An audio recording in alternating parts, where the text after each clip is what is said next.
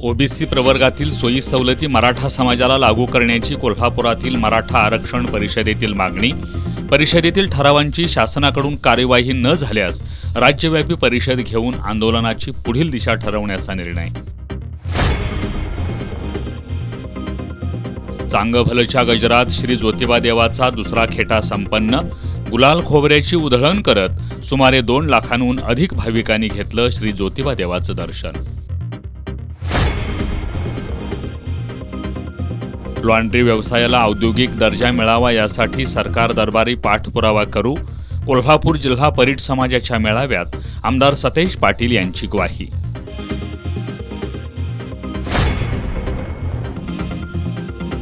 कुणीही उपाशी राहू नये हा संकल्प करत कोल्हापूर यूथ मुव्हमेंट्सनं राबवला रोटी डे हा अनोखा उपक्रम.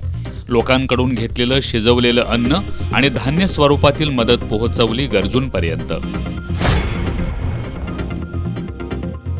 आणि राज्य तृतीयपंथी कल्याण मंडळ पुनर्गठित करा.